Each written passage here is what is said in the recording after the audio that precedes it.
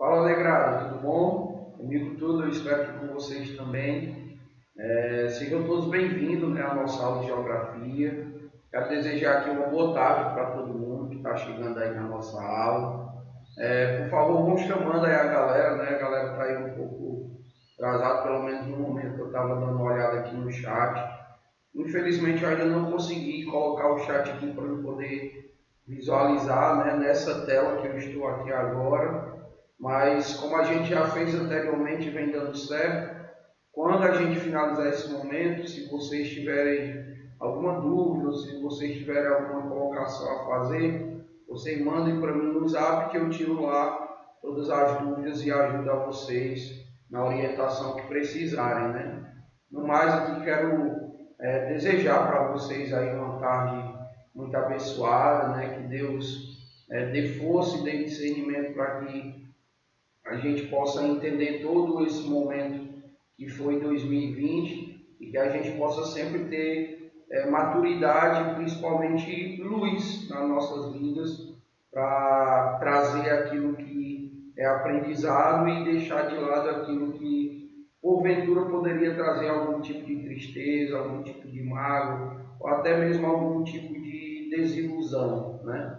Vamos trazer e vamos usar aquilo que é bom. Isso é que importa, tá certo? Então, galera, na nossa aula de hoje a gente vai dar continuidade sobre os assuntos que nós já havíamos tratado anteriormente, e é essa fala de entender um pouco alguns conflitos que acontecem na atualidade, né? É sempre importante a gente estar aqui destacando, a gente estar lembrando vocês que muitos desses conflitos eles ocorrem por diversas questões, tá? Mas sempre voltadas à ideia econômica, à ideia política, à ideia cultural, alguns ligados à questão religiosa. Então, tem toda digamos, que não seria uma justificativa, né? Porque eu acho que não existe justificativas para conflitos. A melhor forma seria a diplomacia, a conversa, o diálogo, né? Um lado ceder, né? Para que as coisas não fossem resolvidas dessa forma.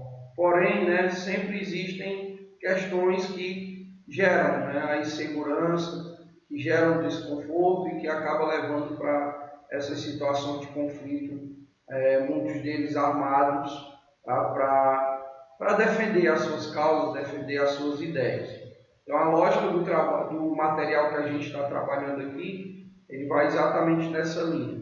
E hoje a gente vai falar sobre os conflitos que ocorrem na América Latina. Na verdade, ocorrem, já ocorreram, conhecer algumas características de como que esses conflitos, como que essas questões, elas são ou elas foram tratadas dentro da América Latina, tá? Então, como já é de costume, lá no canto a gente tem um QR Code, né? Vocês podem utilizá-lo, né, para baixar o material de resumo que eu preparei para a aula de hoje. Só lembrando que todo esse material a gente não tem no nosso livro, tá? Porque o livro ele traz conflitos mais europeus, alguns do Oriente Médio, assim também como alguns africanos, que serão temas da nossa próxima aula. Tá? No caso, a África, a gente já falou sobre a Europa, a gente já falou sobre o Oriente Médio.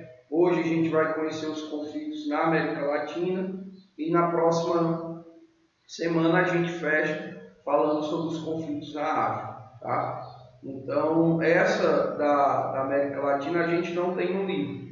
É um material extra que eu produzi, porque eu vejo assim que é um assunto que está mais, digamos assim, está mais relacionado a cair no Enem do que outros conflitos que a gente já conversou aqui.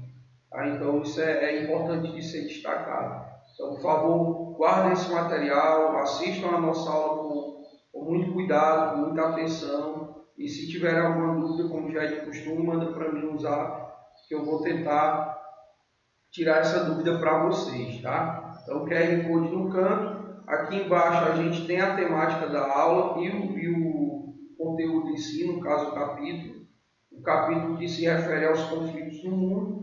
E a nossa temática hoje, que é essa fala sobre a América Latina. Nós vamos conhecer algumas características e também alguns conflitos comuns nessa região, tá? Em relação ao chat, como eu já falei no início, eu continuo sem conseguir anexar esse chat aqui. Eu não estou vendo quem está chegando, né?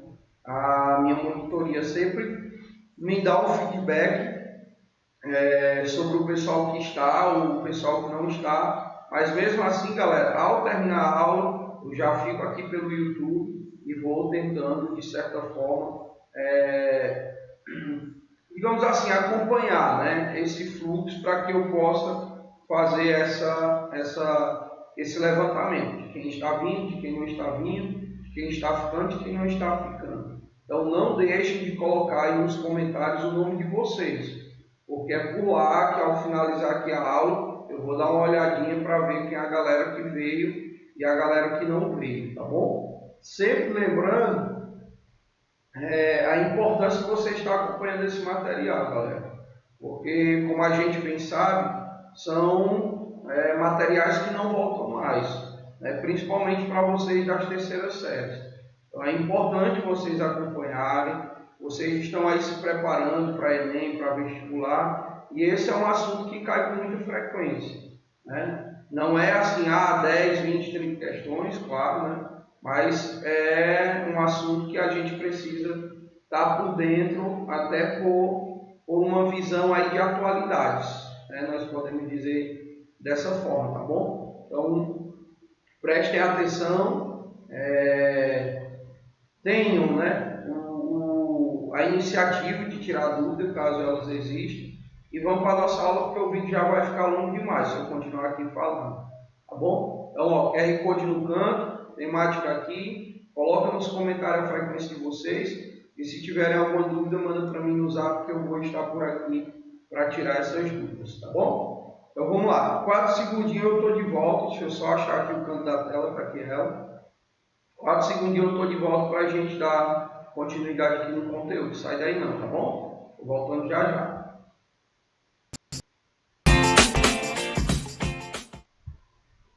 Pronto, galerinha. Esse é o material que a gente tem para a aula de hoje. É um material, como vocês podem observar, ele é bem longo, né? Na verdade, até na organização.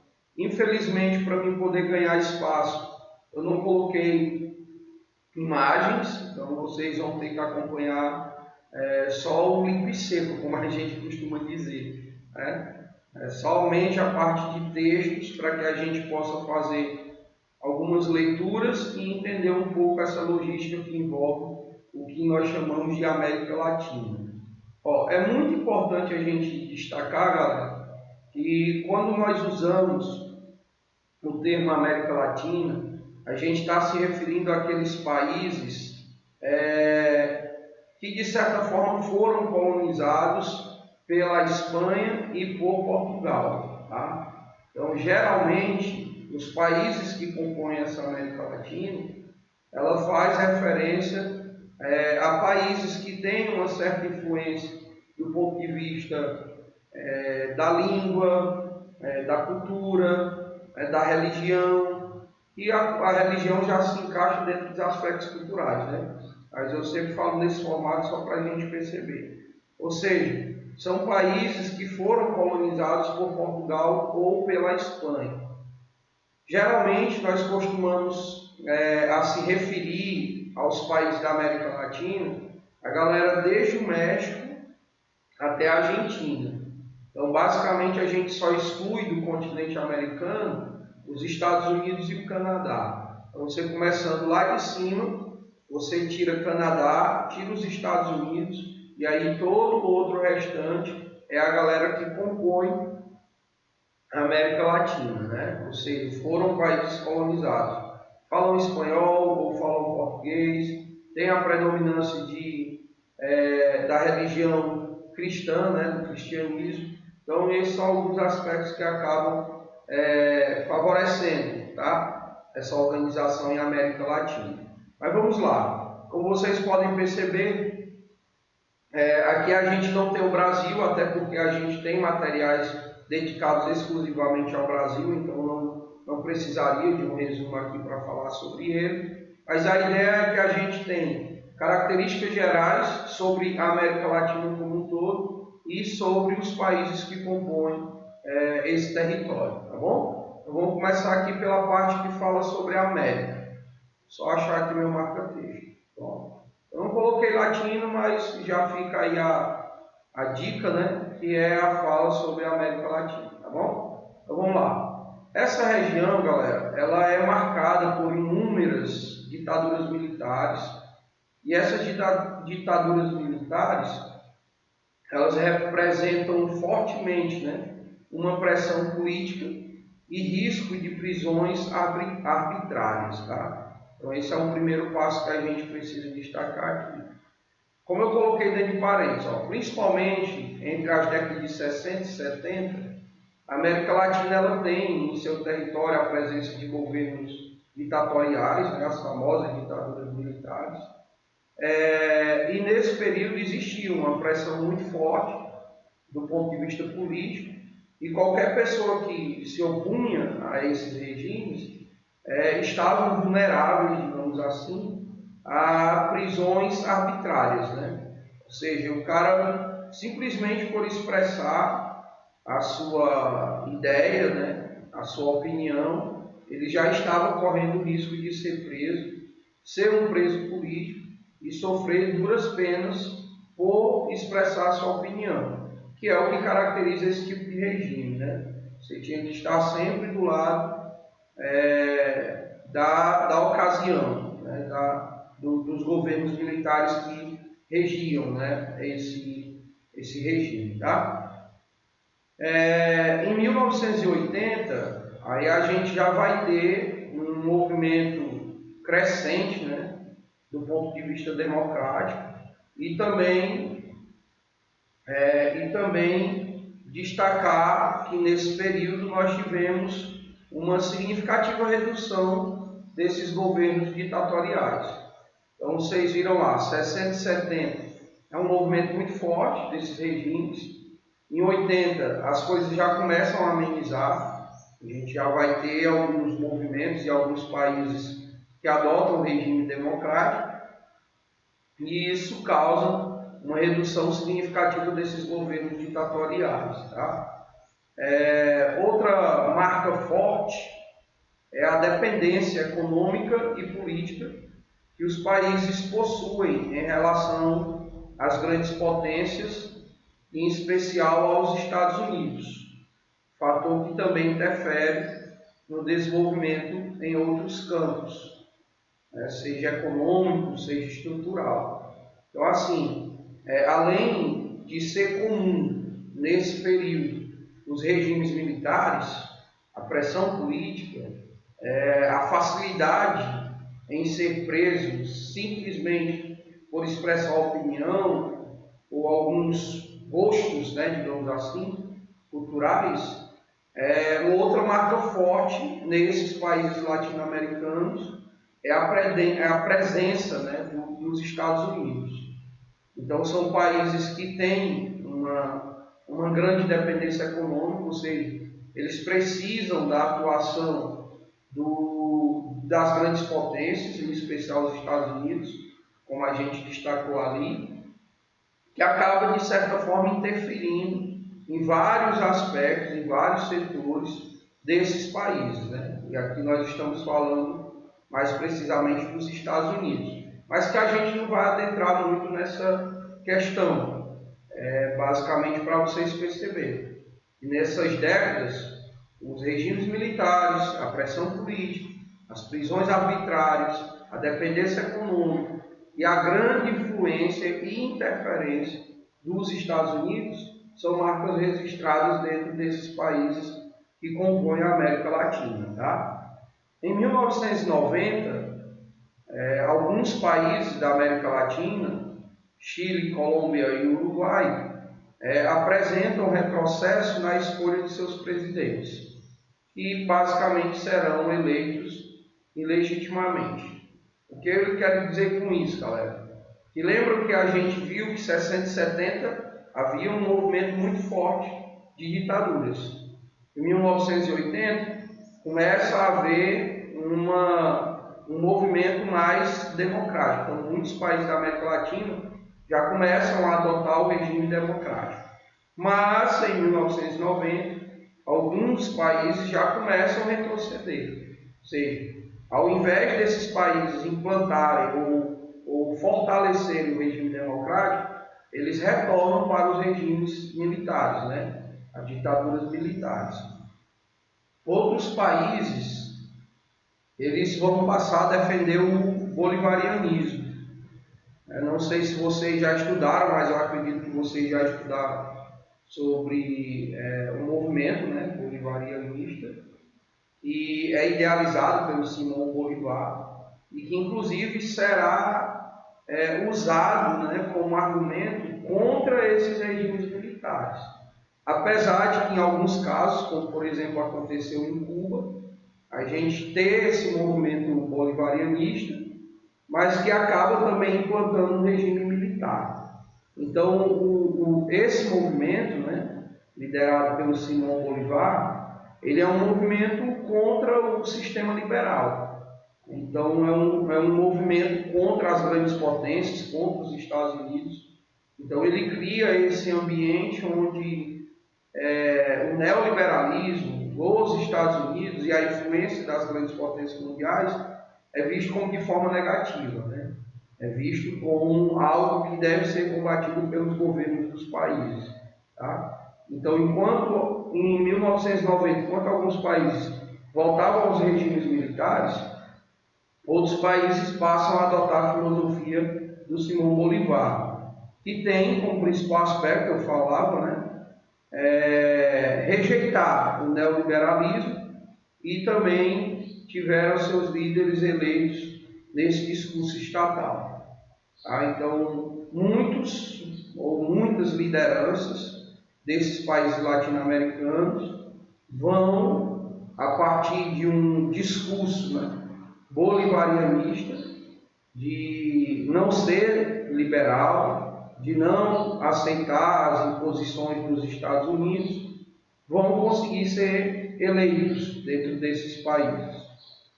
Algumas divergências, né, entre ideias que atacam a influência dos Estados Unidos, como eu falava, tanto aqui a Venezuela como a Bolívia, os seus líderes políticos vão ser eleitos principalmente com um discurso contra os Estados Unidos, como acontece ainda hoje, principalmente por parte da Venezuela. Né?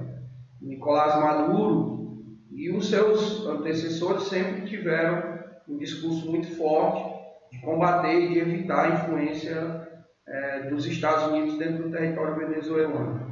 Tá? Então, esse daqui foi a base, né, da argumentação para a eleição na Venezuela e na Bolívia. Outros apresentaram discursos semelhantes ao centro e à direita. Então, outros países, como por exemplo o Chile, né, a gente falava lá no início, já vão mais para as questões liberais. Eles já vão mais no que a gente chama de partidos de direita. Nas últimas décadas, houve um boom, né, uma explosão, digamos assim, de partidos de esquerda, que eram exatamente baseados no Simão Bolívar, e ficou conhecido como a Onda Vermelha. E aqui a gente que vive nesse país, né, no Brasil, a gente consegue perceber muito bem essa lógica. Né? Nós tivemos aí há praticamente 3 décadas atrás, as 2 últimas décadas, um movimento e uma influência muito forte da esquerda no país, né? Essa esquerda que simbolizada pela cor vermelha, por isso de onda vermelha, e que sempre trouxe esse modelo político, né? Conservador, é um movimento político que não simpatiza com o neoliberalismo, não simpatiza muito com os ideais norte-americanos e assim sucessivamente. Então esse boom ele era uma resposta, né, aos movimentos neoliberais. Mas os inúmeros escândalos de corrupção, o aumento da criminalidade, das religiões evangélicas e crises econômicas têm reduzido o movimento de esquerda na atualidade. E aí deixa eu me explicar bem naquele ponto que a gente toca ali em relação à religião evangélica. Aqui, galera, a gente não está destacando, é importante que fique isso bem claro, tá? A gente não está destacando que a religião evangélica está associada a algo ruim, tá? Porque anteriormente eu coloquei, a corrupção, que a gente sabe muito bem que está atrelada aos governos de esquerda que nós tivemos anteriormente. O aumento da criminalidade, que é outra coisa ruim. Aí logo em seguida o Alex coloca religião evangélica, mas não estou associando isso a coisas ruins ou algo ruim. É dizer que a religião evangélica ela é mais conservadora, né? Ela é mais de direita. Então, se você perceber, o nosso atual governo e outras lideranças, eles inclusive utilizam, né, esse discurso religioso para chegar ao topo, né, para chegar lá onde eles precisam chegar. Porque é a religião, digamos assim, e diferente, por exemplo, do catolicismo, ela segue mais à risca, né, algumas tradições. Ela tem, assim, digamos, uma certa inflexibilidade em relação a alguns assuntos. Então, há um movimento muito crescente, né? E esse movimento ele é contrário aos partidos de esquerda. Tá? Se vocês observarem bem, vocês vão conseguir entender o que eu estou querendo destacar aqui. E as crises econômicas que nós vivemos, né? Elas estariam associadas a esses governos e isso fez com que esses partidos de esquerda eles perdessem força na atualidade. Vocês viram, inclusive, que agora nas eleições para prefeitos, nós não tivemos nenhum candidato eleito nas grandes capitais associado ao maior partido de esquerda do país, que é o PT. Nós não tivemos, né?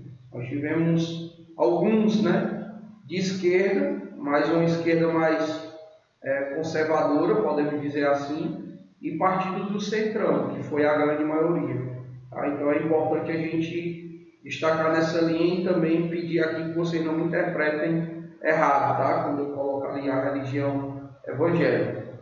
Mas eu estou me referindo ao aspecto conservador que a religião tem e que é uma marca registrada, né, da religião evangélica. Tá? Agora nós vamos falar sobre os países. Vamos lá para cima. Começar aqui pela Colômbia. A Colômbia é um país muito rica, né, em recursos naturais, mas tem a sua base econômica pouco desenvolvida. E tem aí um foco muito grande em relação à agropecuária. Ela é considerada o terceiro país mais rico da América do Sul, perdendo apenas para o Brasil, que é o mais rico, e a Argentina. O destaque no setor agropecuário fica por conta do café, da banana, do arroz, do milho, da cana-de-açúcar, dos rebanhos bovinos, suínos e aves. Então, aí as características ligadas à agropecuária. Ela é inclusive considerada a maior. Não, aqui não é a maior. Aqui na verdade é a maior, mas aqui não é peste não, viu galera? É porque dá uns errinhos aqui na hora de digitar. Aqui é maior parte, tá? Então, a maior parte dessa produção que a gente acabou de citar, ela é voltada principalmente para abastecer o mercado externo. Então, a maior parte dessa produção, ela não é consumida no país, ela é exportada. E o país sofre bastante com a variação do dólar no mercado. É importante destacar que, claro, por exemplo, na atualidade já é diferente, né? Com o dólar em alta, isso acaba contribuindo para a economia do país, viu? Porque eles conseguem vender a valores mais elevados. Agora também tem uma lógica aí, mas eu vou logo explicar todos os países, e aí se der tempo aqui eu explico isso que eu queria falar, tá bom? Então, vamos lá. Caso eu me esqueça, você manda um zap aí, que eu dou uma olhadinha e eu tinha que falar sobre isso, tá bom? Então vamos lá. O maior destaque do país está na atividade mineradora, né, na mineração. O país é considerado o maior produtor mundial de esmeraldas. E aqui é importante destacar que são esmeraldas de excelente qualidade. Tá? Praticamente 90% das esmeraldas de excelente qualidade comercializadas no mundo saem exatamente da Colômbia. Ponto aí muito bacana para o país. Ela possui a maior reserva de carvão da América Latina e também exporta petróleo e outros tipos de fonte de energia, como por exemplo o gás. Outro elemento que merece destaque é o narcotráfico, infelizmente. Mas, diga-se de passagem, apesar de ser uma atividade legal, mas ela é responsável por grande parte da economia do país, viu? Só para destacar. Então, tem um destaque muito grande no narcotráfico, principalmente aí na produção e na exportação de maconha, heroína e cocaína, que faz do país, né, dependente dessa atividade, mesmo que ilegal, porque ela representa praticamente 6% do PIB do país. Então, é basicamente, galera, o que a agricultura é para o Brasil. Para a Colômbia é o narcotráfico. Tá? Essa situação, digamos assim, né, vivida pelo país, ela é muito consequência, digamos, da atuação de guerrilheiros e narcotraficantes, quando não saem, e de paramilitares, que são apontados como os principais responsáveis por esse impasse. Só para destacar, a Colômbia ela é conhecida como a maior produtora e exportadora de maconha e de cocaína do mundo. Né? Então, boa parte da droga que circula aí, principalmente na América Latina e em outros países da Europa, vem da Colômbia. Tá? É importante fazer esse destaque. Agora, em relação à Venezuela, apresenta grandes divergências políticas históricas que alternam entre regimes ditatoriais e democráticos. Por mais que seja complicado a gente perceber, mas a Venezuela ela é uma democracia, tá? Claro que nos estilos deles, tá bom?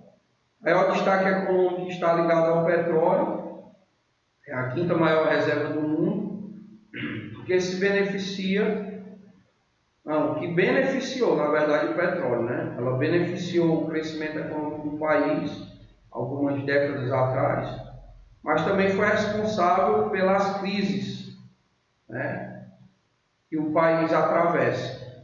Tá? Por quê? Porque, como um grande produtor, especialmente como eu destaquei no período das crises do petróleo, a Venezuela ela se beneficiou, porque ela passou a fornecer petróleo para os países que não estavam comprando do Oriente Médio, mas, por outro lado, ela acabou também sofrendo alguns prejuízos quando essas situações elas voltaram à normalidade. Tá?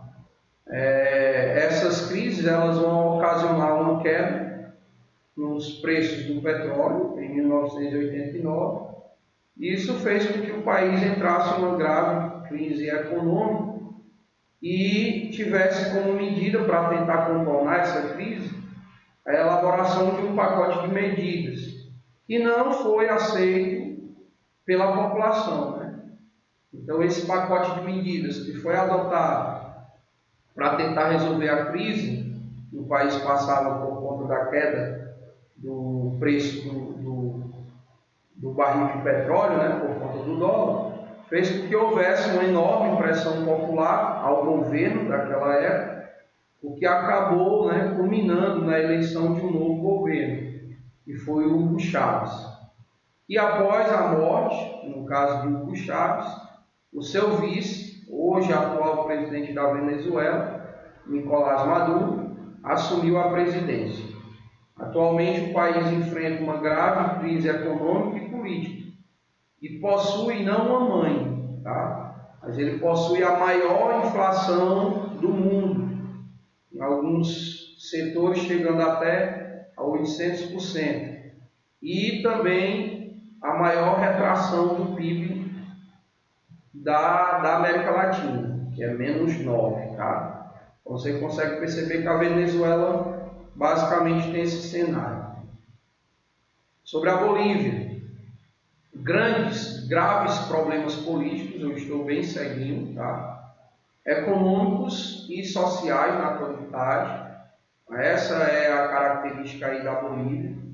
Se vocês lembrarem, no ano passado e no início desse ano, houveram várias manifestações populares contra o governo, que inclusive ocasionou, né, a queda do Evo Morales. Bom, mas seguimos aqui. Sua população é de maioria indígena, praticamente 75% da população é indígena, e convive com a pobreza, né, o analfabetismo, e se apresenta como o quarto pior IDH do continente. Então, podemos dizer que é o quarto país com os piores índices de educação, saúde e renda, né? Fato que gerou uma série de manifestações populares, como eu ia falando, que ocasionou a queda do então presidente Evo Morales. Com um passo recente marcado por investimentos, principalmente no setor petrolífero e de transporte, do mesmo, tá? No caso do transporte desse petróleo. Também é marcado por privatizações e divisões das empresas estatais. Essas políticas elas geraram desconforto popular e defendiam que o setor permanecesse como está. Após algumas turbulências e a eleição do Evo Morales, a exploração do petróleo e gás natural voltou a pertencer ao Estado e fortaleceu a IPFB, né, que é a indústria petrolífera da Bolívia. Mas assim, galera, só fazendo aqui um rápido resumo sobre a Bolívia. A Bolívia, ela basicamente é um país tímido, economicamente falando. Como eu disse aí, é o quarto pior IDH da América Latina, na verdade da América como um todo. E é um país que tem lá a sua força, principalmente em relação ao petróleo e ao gás. É o maior, né, exportador de gás natural dentro da América, então tem lá a sua importância. Mas houve um momento da política, da história da Bolívia, que eles começaram a adotar uma política de privatização, né?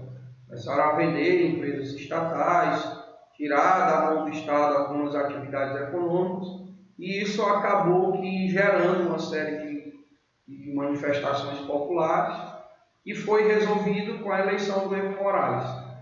Quando o Evo Morales ele assume a presidência do país, aí ele começa a inverter.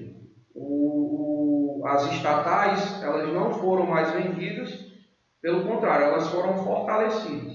Então houve aí uma reorganização, né, da política estatal, o que favoreceu, né, alguns avanços e alguns crescimentos, principalmente no setor de extração de petróleo, tá? E também de transporte desse produto. Mas agora aqui no México. O México ele tem a adoção de um modelo liberal, a precarização das condições sociais e a pobreza em áreas com base agrícola. Essas são algumas características, né, ou alguns dos movimentos que levaram às revoltas do né, um nome assim, ESL, uma coisa por aí, que é o Exército Zapatista de Liberação Nacional. Esse exército ele é composto por índios, ele teve uma atuação histórica muito importante, o que inclusive, né, favoreceu a criação de vários partidos políticos e a organização política na atualidade do país, por maias e também por camponeses. Então, essa aqui é a galera que compõe esse exército aqui, ó. O que eu vou chamar aqui de EZLN. Tem uma pronunciazinha, mas eu não acerto. Eu tenho um problema de dicção que eu não vou acertar.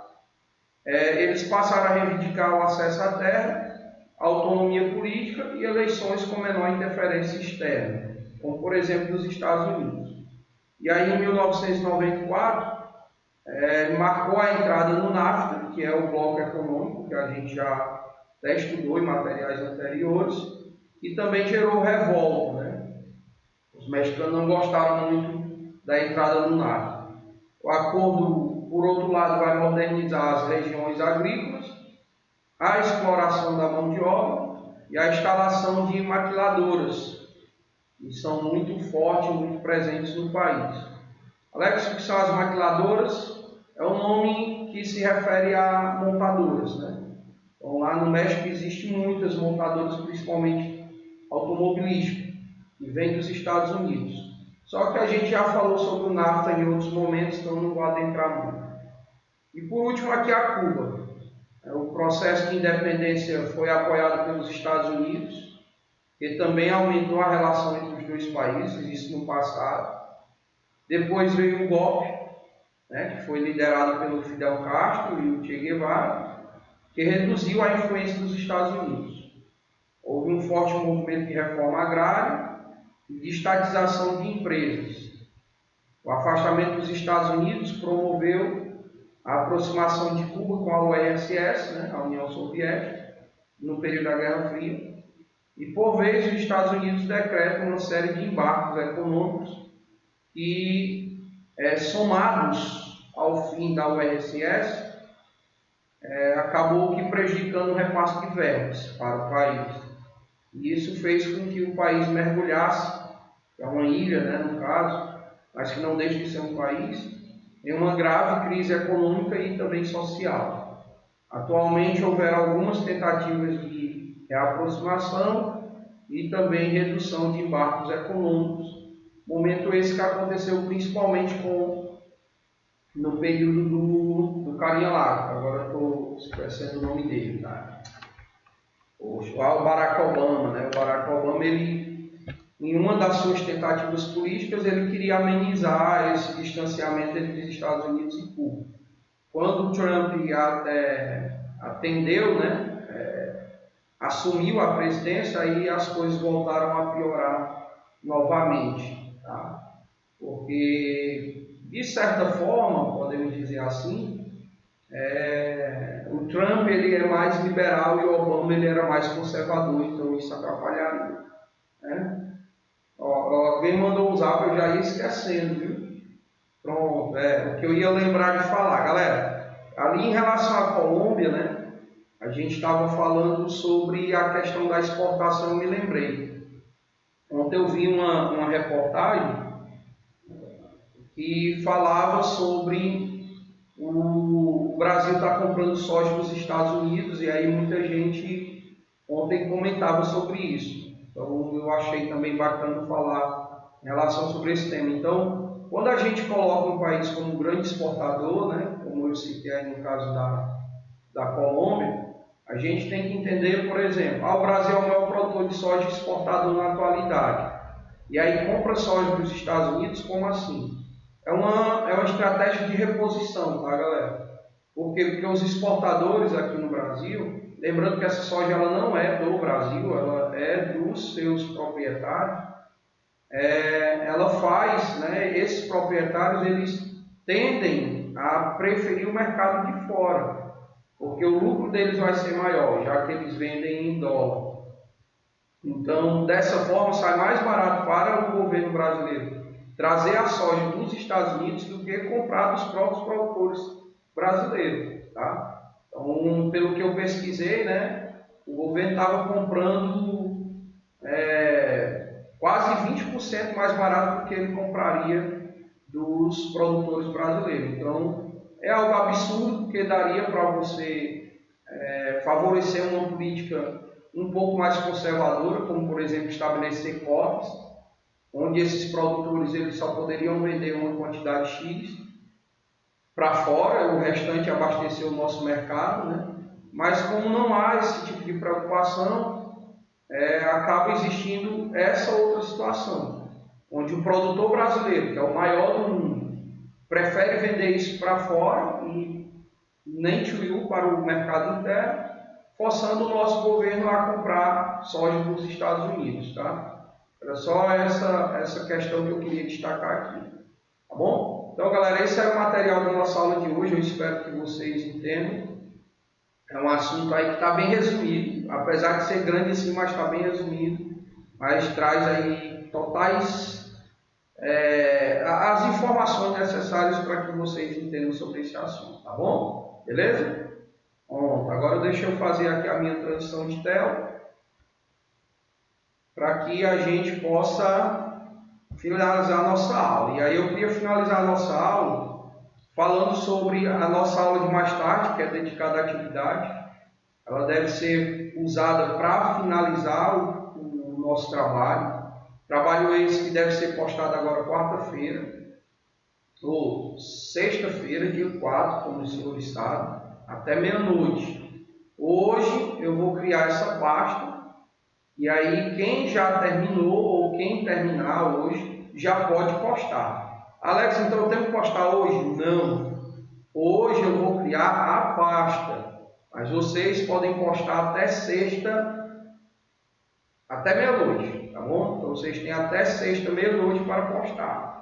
Ela será criada hoje, mas vocês podem postar até aquele momento, né? No caso, na sexta, pela madrugada já. Tenho certeza que tem gente que vai postar nesse horário.